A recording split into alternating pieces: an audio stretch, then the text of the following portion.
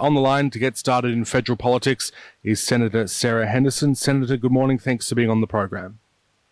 A very good morning to you, Mitch. So to get started, these COVID-19 restrictions that we're seeing, first of all, there was another wave of easing last night in Victoria at 11:59 p.m. What do you make of the government's roadmap out of COVID-19 restrictions here in Victoria?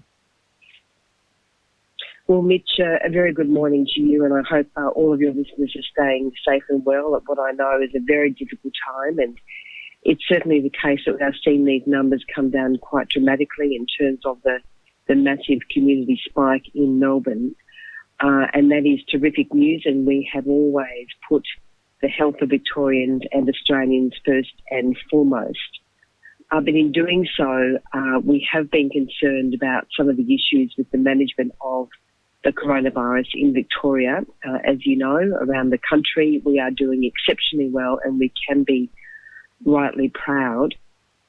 But in Victoria, we know that there has been the hotel quarantine bungle, and there's now been very, very serious issues with contact tracing, which has allowed this to run out of control in Victoria.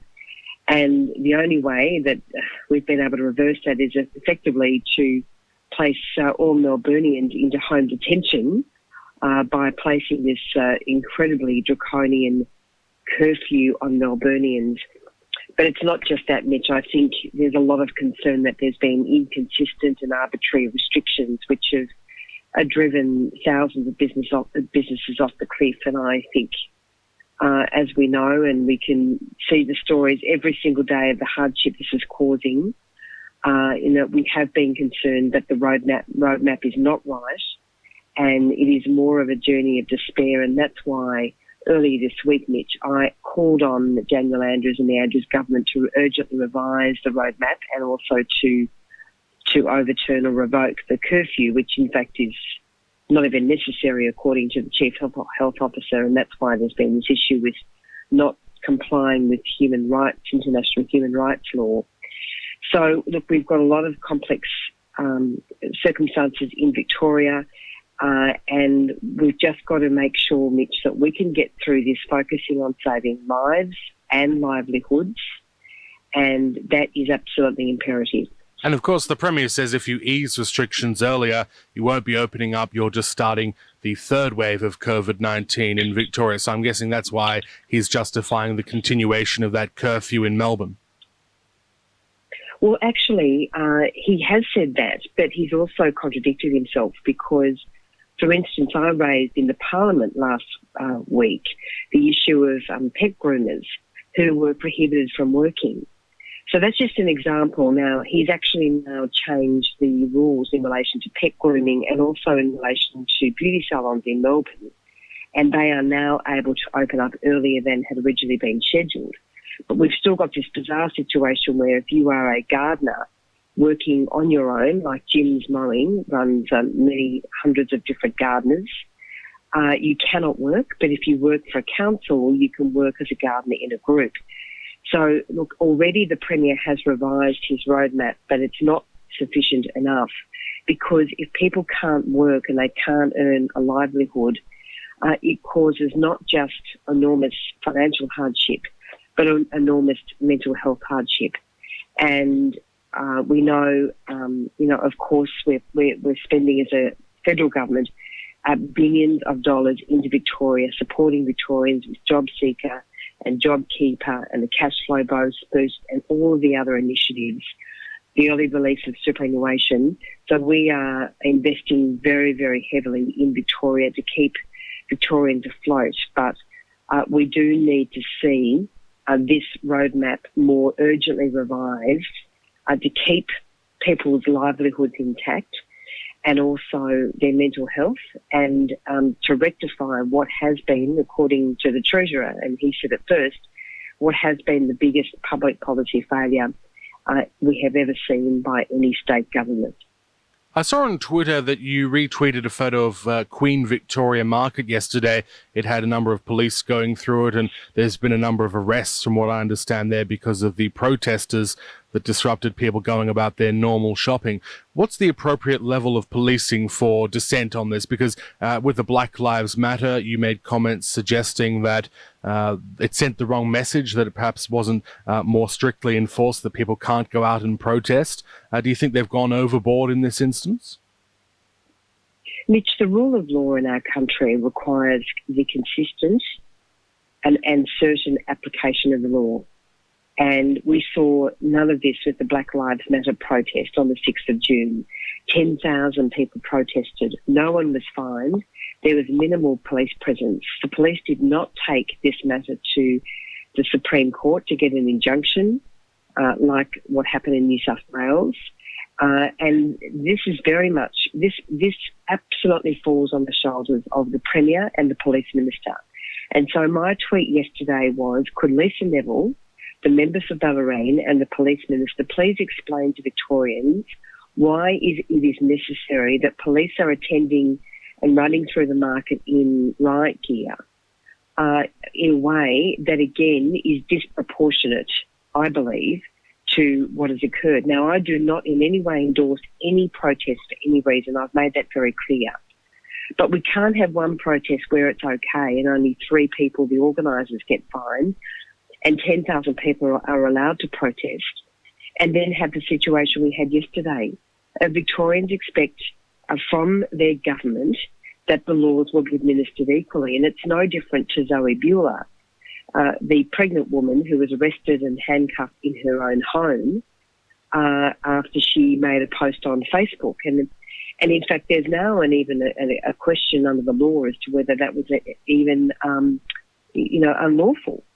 So, so we've got a situation in Victoria, we've got a state of disaster, and we've got a 6-month extension of emergency powers.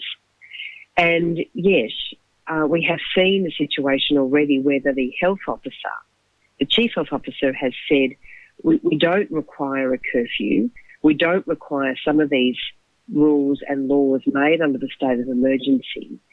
And then the police then said, well, we don't require a curfew because we never recommended it or sought it. So the rule of law requires that we do not have arbitrary lawmaking. And there are deep concerns about this. And there are also deep concerns because the Parliament has effectively been shut down in Victoria, which means that the Premier and his COVID cabinet ministers, including Lisa Neville, who are making these decisions, are not accountable to anyone. Actually, just on that point, I saw that there was a sort of virtual parliament in that Richard Marles was able to ask a question in question time from his office here in Geelong. I think Libby Coker might have done a speech from down here in Geelong. Could the Victorian State Parliament sit virtually as well? I believe they can't vote, but there can at least be debates and discussions. Well, we have demonstrated that it is possible. We don't have the integrity and security of our systems to enable voting, and that requires physical presence in the chamber, and they've been the rules that have been set down by both parliaments, the Senate and the House of Representatives. But yes, it is possible now to contribute and to make speeches. I don't think Libby made a speech in Parliament. I think she might have missed out, so she just put that up on her Twitter feed. Well, she says she was gagged on this program last week. She wanted to do a speech about the environment, but apparently she couldn't. Well, she might have just missed out because all the speakers can put their names down. But in any event, putting a speech out on Twitter is not quite the same thing. And Richard Marles did demonstrate that you can actually do it remotely, but clearly Libby Coker didn't work that out. But in any event, yes, it is possible. And the Victorian Parliament needs to resume. And it's a fundamental tenet of our parliamentary democracy. Our Parliament must function. And now that we know that some laws are being made using emergency powers where there's no basis for making such laws, and that's why I, as the chair of the Parliamentary Joint Committee on Human Rights, have raised some serious human rights concerns, that is why the Parliament must resume, and that is why the government must be accountable to the people. And the support packages, we've heard a lot about how business will be supported both at a state and federal level. Do you think we're now well supported in Victoria to go through this time where potentially in Melbourne we won't see hospitality until something like November? Oh, look, we're incredibly well supported, but we've had to put more support into Victoria because so many businesses can't open and people's livelihoods are being ruined. And for instance, on JobKeeper, we're spending now $101 billion on JobKeeper, and Victorians are receiving some $40 billion of that payment. So enormous support is going into Victoria. But as I mentioned earlier in the week, and we've just made another very, very big announcement today, Mitch. As you might have seen, Viva Energy's Geelong refinery, a very important local employer, was in all sorts of trouble because it's had a 60% decline in petrol sales and 30% decline in diesel sales, losing some $50 million in 6 months. And we have just announced a very exciting fuel security package today, which involves a $200 million competitive grants program. There's also going to be minimum stock holding obligations for key transport fuels. And we're also providing a 1.1 cent or so payment. Sorry, I've got a bit of a problem with my throat this morning. A payment for every cent of fuel stored. Now, that is going to be an enormous boost to Viva Energy, many millions of dollars. And that is a really great win for Geelong workers and for Geelong manufacturing. But as we know, Mitch, the significant issues that the Geelong refinery was facing, I mean, refining is a very complex industry.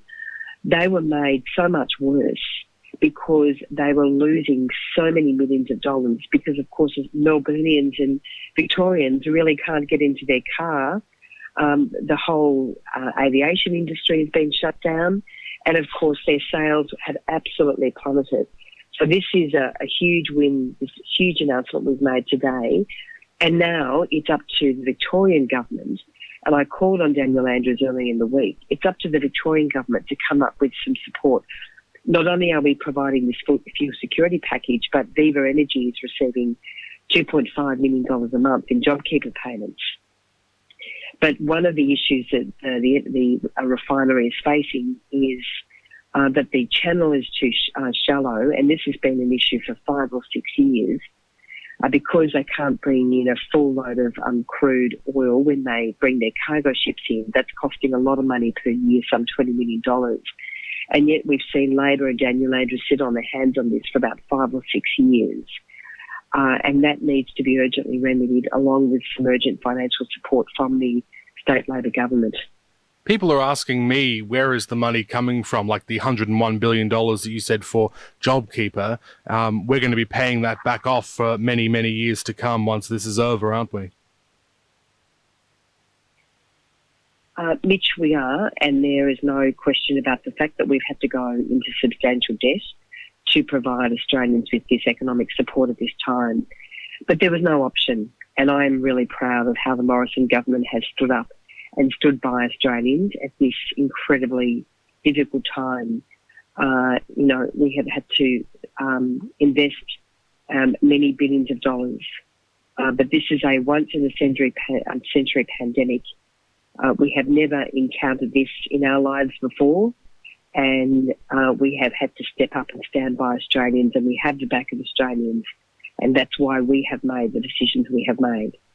And just finally, can I just ask you, you retweeted a tweet from Mike Pompeo from Twitter talking about the situation in Hong Kong. And I know our journalists in China have had to fly back to Australia. And there was an article in the Australian today about Sarah Ferguson and Tony Jones, who apparently were going to go over there to run the ABC's China Bureau. That's been put on hold. What do you make of what's going on over there now with Hong Kong and China and their relationship with Australia? Well, we have a very serious situation in Hong Kong with the imposition of national security law by China, and that has given rise to grave concerns, obviously, by the United States and also by Australia, and we've made our views very, very clear on that. Look, we obviously have some challenges at the moment, and that is one of them. The situation in Hong Kong is deeply concerning. It is not akin to the two systems agreement that was entered into. And, I have previously raised my very deep concerns about this and other matters, including Daniel Andrews' decision to enter into the Belt and Road Agreement with the Chinese Communist government. That's another decision made by Victoria, which is deeply concerning. And it's, I believe, one of the reasons that we have announced our Foreign Relations Bill, which means that any state or territory government, if it's to enter into an agreement with a foreign government, it must be in accordance with our foreign policy, and it must not be adverse to our national interests. And it is a shame that we had to take that sort of step in relation to the conduct of Victoria, and there is still plenty of time for Daniel Andrews to say to the Chinese Communist Party, I'm sorry, we don't believe this agreement is appropriate and we won't be proceeding, because, of course, the Belt and Road Agreement with China was all about shoring up Chinese jobs and bringing Chinese firms into Victoria, along, of course, with their money, but it would come at a very, very high price, including putting Victorian jobs second.